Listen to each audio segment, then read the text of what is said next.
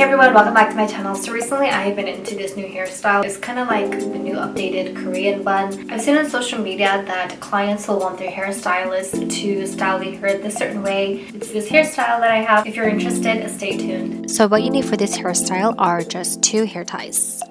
A brush is optional, but you can also use your fingers. I'm brushing my hair so that there won't be any loose ends. You're going to want to start off by tying your hair into a low ponytail. You want to make sure that it's tight enough so that you can pull your hair later to make your head look more round. Next, you're going to bring your hair down and make a curve. Use your index finger to keep that in place, and then use the rest of your fingers to keep the hair in place going upwards. So here we're making our first bun. Now we're going to create the second bun. You're going to make a curve again, this time pulling your hair downwards and using your fingers to clamp it. It's pretty much a sideways ribbon, so you want to do this and have the hair tie at the center. For the excess hair, bring it under the first bun. You want to still continue to clamp your hair so that it doesn't fall apart, and remember to keep the hair tie in the center. Next, you're going to clamp the middle part because we are going to put another hair tie there. The shape that you want are these waves, and it sort of looks like an 8. Okay, let's look at it again. So you're going to pull your hair down and make a curve. Hold it with your index finger, like so. And then with the rest of your fingers, hold your hair up.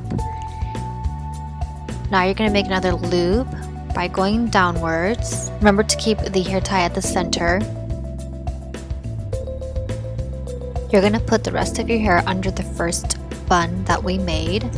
Now we're going to use the second hair tie and just tie it in the middle of the waves that we created.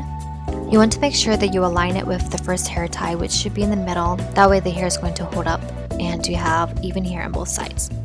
It might take a few practices to get it right depending on your hair length. It also depends on how big you like your sideways bow, so do play around and see what works for you. So it looks good already as it is here, but if you don't like the excess hair on the bottom, you can just move it to the side and tuck it under the hair for a cleaner look. I have layers on my hair, so my hair tends to stick out with these kind of hairstyles, which I don't mind. But here I'm going to tuck it under the hair tie just to show you how it looks like as a more clean look. If you want, you can just hold the bun and pull your hair just a little bit to create a more round head, giving a little bit more dimension so that your bun is just not the only thing that's sticking out. I'm also pulling out some of my bangs to frame my face and make it look a little more casual. Okay, this is the final look. It's so pretty. It might take a few tries to get it right. It's quite simple, it's easy. Honestly, you can work with it however you like with what kind of length hair you have. And nowadays with messy buns and different styles of buns, you can make it look clean, you can make it look messy. And also the one thing that I really like about this hairstyle is that it actually stays put. I don't have to use a lot of bobby pins to pin my hair down.